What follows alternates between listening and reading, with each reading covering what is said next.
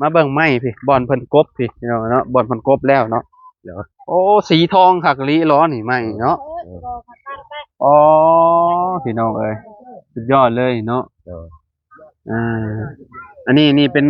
ตัวนี้เป็นไม้เก่าแล้วนี่เนาะไม่เก่าพี่น้องเอ้ยเพราะว่าเบิ่งก็ฮู้แล้วมันเป็นเนื้อตายแล้วนี่เนาะกลิ่นหอมขนาดเลยตัวเนาะหอมกลุ่มแล้วเนาะอันนี้เขาอเมนคักๆนี่แม่โตเขาอยากมัดแล้วนี่บ่คันว่าซุมลาวกบแล้วเรียบร้อยซุมลาวบากสาวบากหยังก็ซุมลาวสิอันนั้นใส่คางเลยเนาะ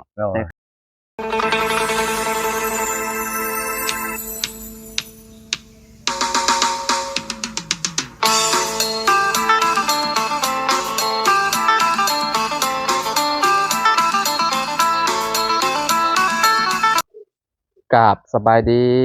พ่อแม่พี่น้อง FC เบิร์ดสุขุสู่คนเนาะบ่ว่าสิอยู่ในและก็ต่างประเทศเด้อพี่น้องเด้อเนาะก็ยินดีต้อนรับเข้าสู่ช่องบ่าวลาวสตูดิโอเนาะพี่น้องเนาะเอามื้อนี้พี่น้องเฮาก็เข้ามาหาทางพ่อตู้7ปีเนาะที่เฮาเว้าไว้เมื่อวานนั่นแหละพี่น้องว่าทางสร้างแหล่เพิ่นสิมาพบไม้กบตอกให้ลาวเนาะพี่น้องเนาะเพิ่นก็กบได้หลายเลยได้พี่น้องเอ้ยเนาะเพราะว่าเฮาบ่ได้เข้ามาช่วงเช้าเนาะเอาเข้ามาช่วงแรงพี่น้องเอ้ยเนาะสร้างแหล่เพิ่นก็เมื่อแล้วพี่น้องเอ้ยเนาะบ่ฮู้ว่าเพิ่นกบจักคนนะพี่น้องเนาะเอาไปเบิ่งไปชมกันพี่น้องพวกบอลที่ทางประตู7ปีพุ่นแหละพี่น้องหรือว่าประตูอดีตอะไรเนาะไปเนี่ยไปเบิ่งไปชมกันโดยไปพี่น้องเอ้ยเนาะโอ้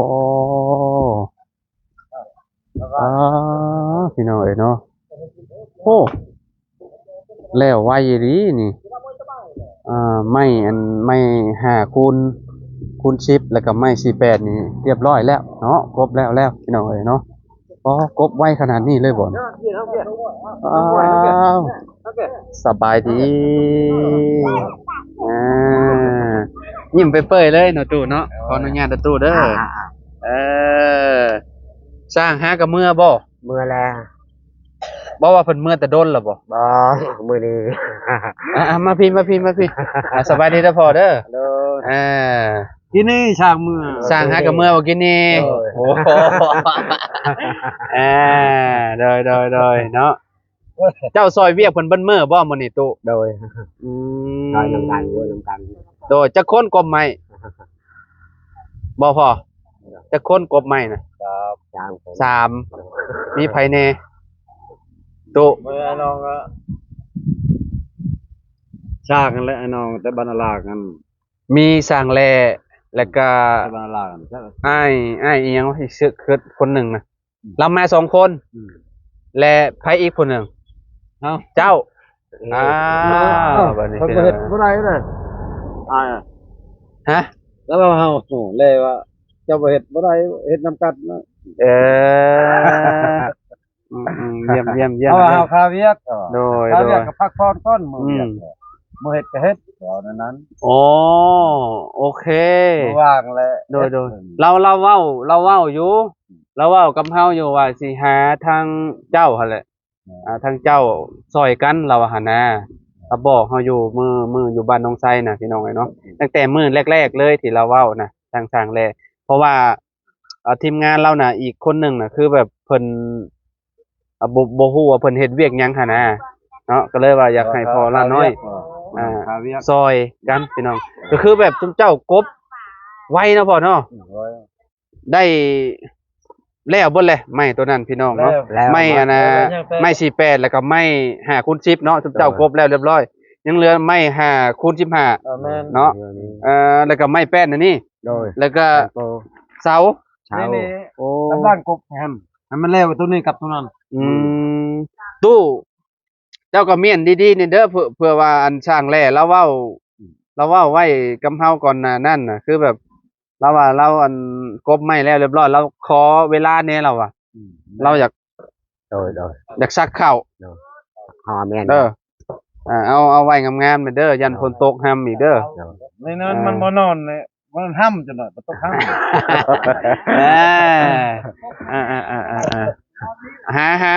นั่นแหละเอาเมียนดีๆแล้วเจ้าก็อันน่ะขังเมียนให้เพิ่นอีกคือเก่าคุมเมียนให้เพิ่นคือเก่า โดย อันนี้คือกันแล้วเจ้าก็คุมเมียนหลังจากที่กบเมียนแล้วก็ได้ โดย มันสิบ่แตกหันนะถ้าหมดฝนถึกอีกเอาอีกแล้วนี่ตอนนี้มันยังไข่เนี่ยเด้อันเพราะว่า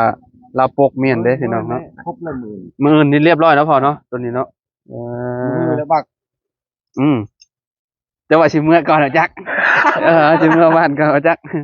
แต่ว่าก็อยากอยู่เพราะว่าเมื่อเอิ้นได้ยินข่าวว่าซุมบ่าวเพิ่งบ่าวจันทร์บ่าวบุญเพิ่นสิมาหั่นนะเนาะก็บ่เป็นหยังทีมงานสิขึ้นมาแล้วพี่น้องเอ้ยเนาะก็สิมาเบิ่งนํกันนี่แหละ แต่เครื่องประกอบอันมาให้มันแล้วอยู่นี่ เนาะประกอบไว้ก่อนเนาะ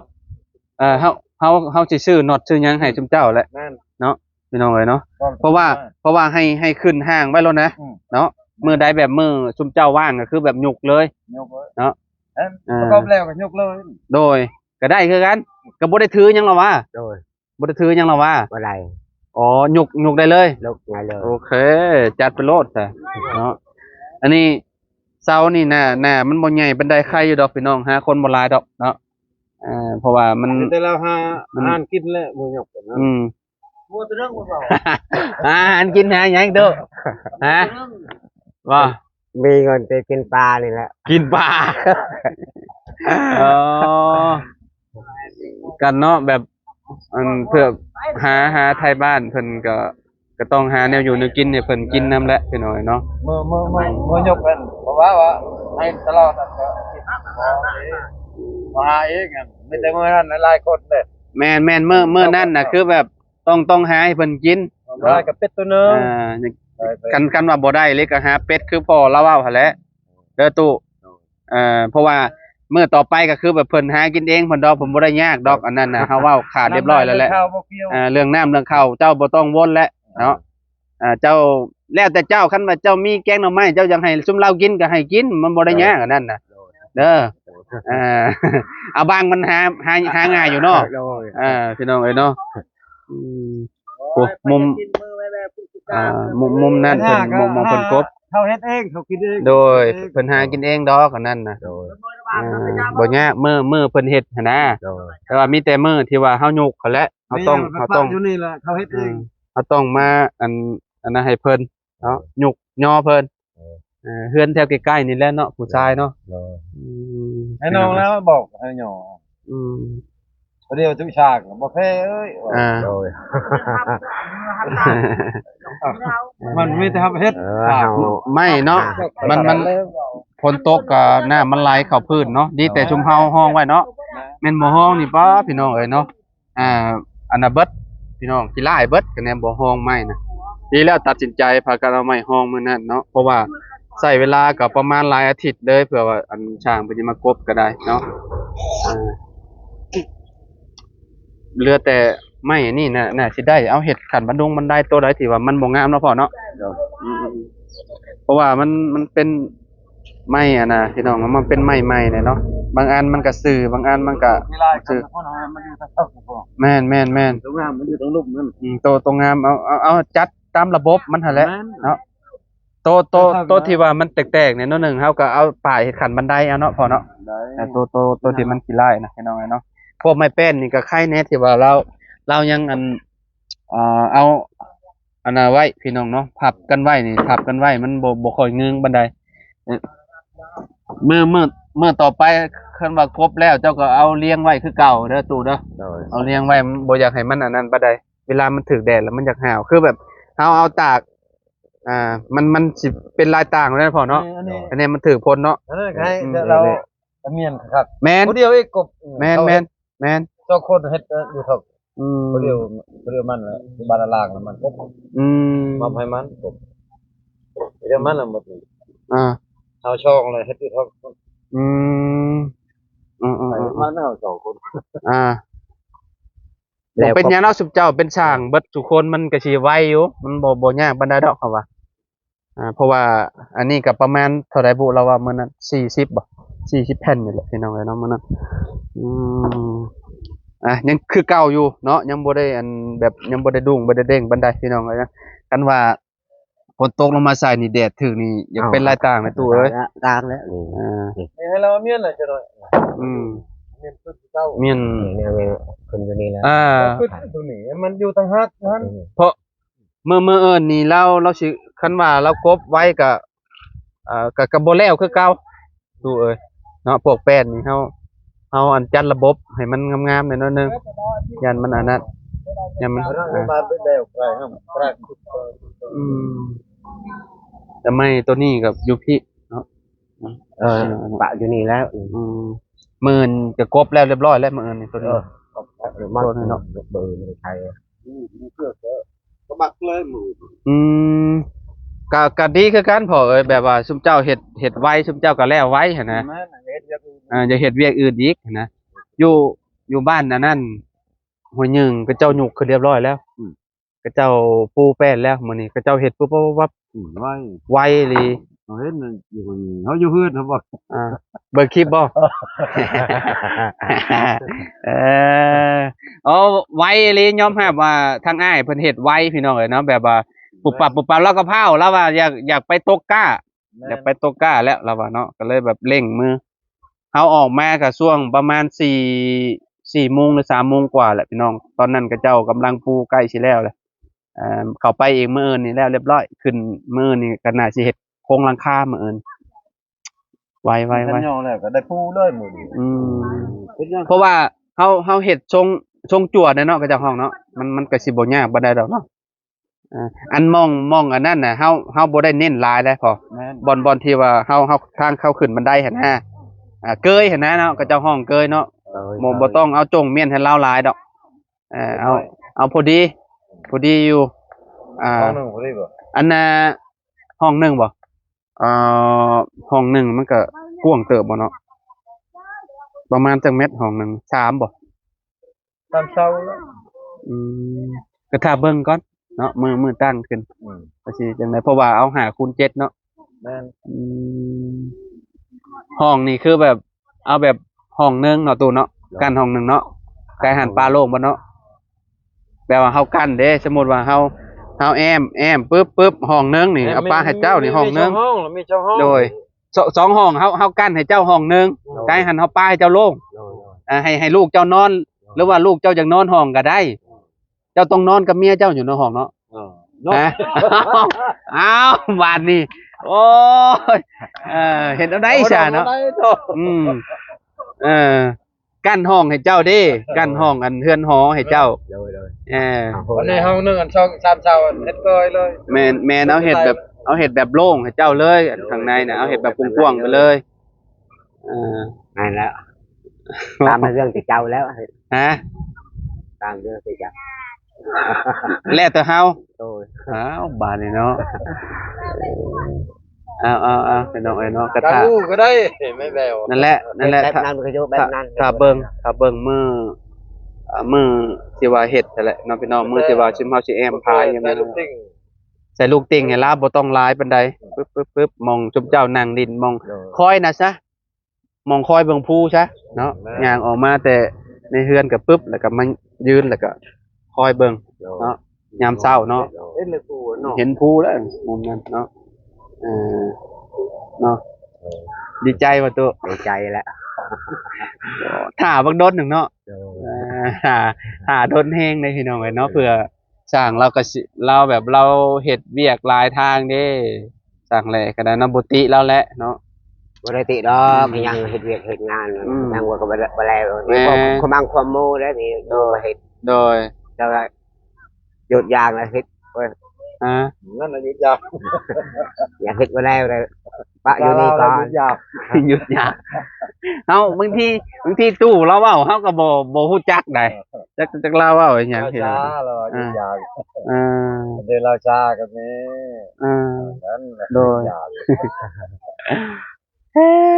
พี่เนาะตู้มาพี่ตู้มาเบิ่งไม้พี่บอนเพิ่นกบพี่เนาะบอนเพิ่นกบแล้วเนาะโอ้สีทองคักลีล้อนี่ไม้เนาะอ๋อพี่น้องเอ้ยสุดยอดเลยเนาะอันนี้นี่เป็นตัวนี้เป็นไม้เก่าแล้วนี่เนาะ ไม่เก่านี่ พี่น้องเอ้ยเพราะว่าเบิ่งก็ฮู้แล้วมันเป็นเนื้อตายแล้วนี่เนาะกลิ่นหอมขนาดเลยตัวเนาะหอมกลุ่มแล้วเนาะ อันนี้เฮาอเมนคักๆนี่ แม่โต เฮาอยากมัดแล้วนี่ บ่ คันว่าซุมลาวกบแล้วเรียบร้อยซุมลาวบากสาวบากหยังก็ซุมลาวสิอันนั้นใส่คางเลยเนาะใส่คางเลยห่างเลยสมมุติว่าซุมลาวอันเฮ็ดไว้หั่นนะสมมุติว่าเราเฮ็ดซุมลาวเฮ็ดไว้ก็สุให้ซุมลาวยกขึ้นเลย โดย เนาะ ตามใจ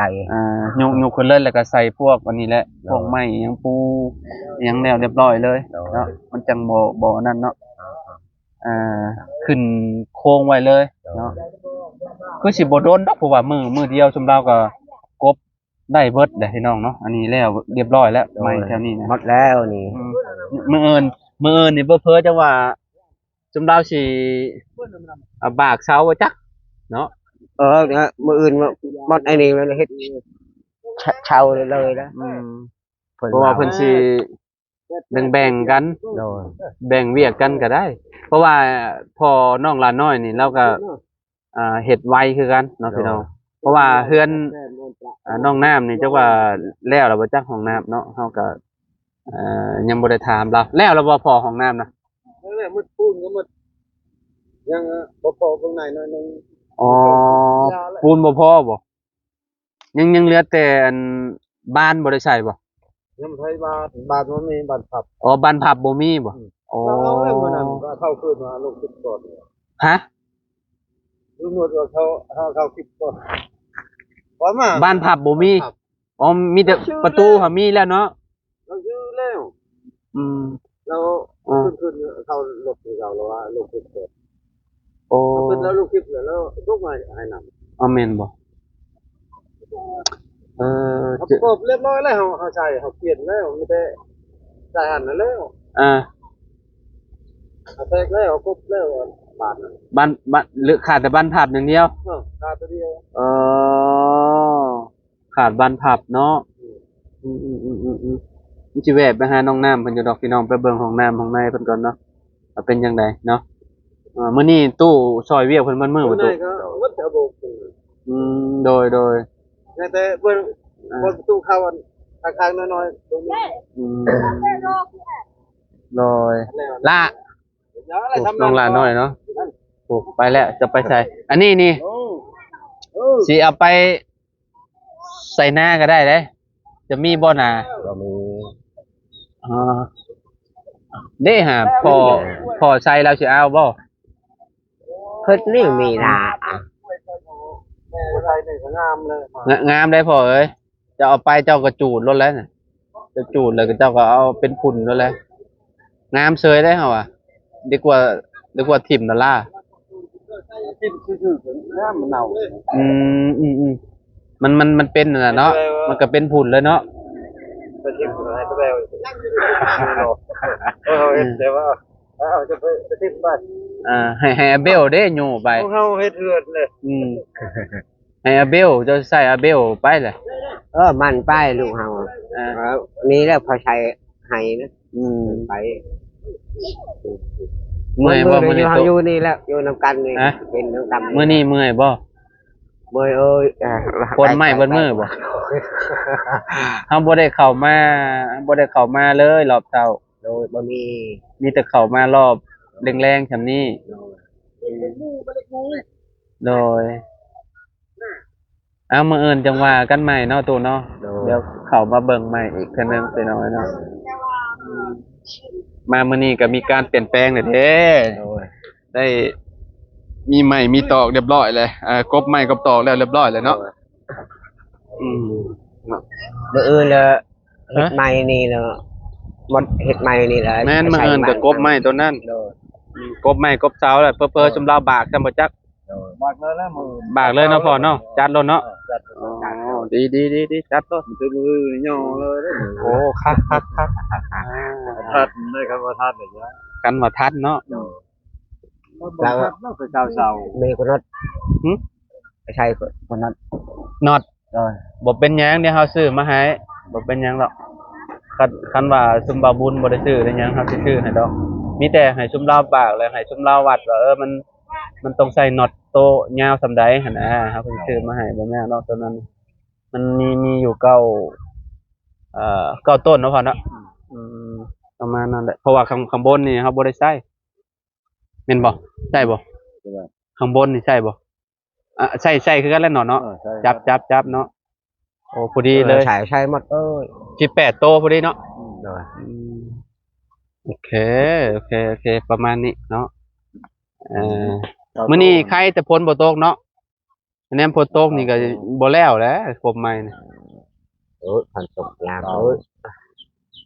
ยังบ่มีพันตก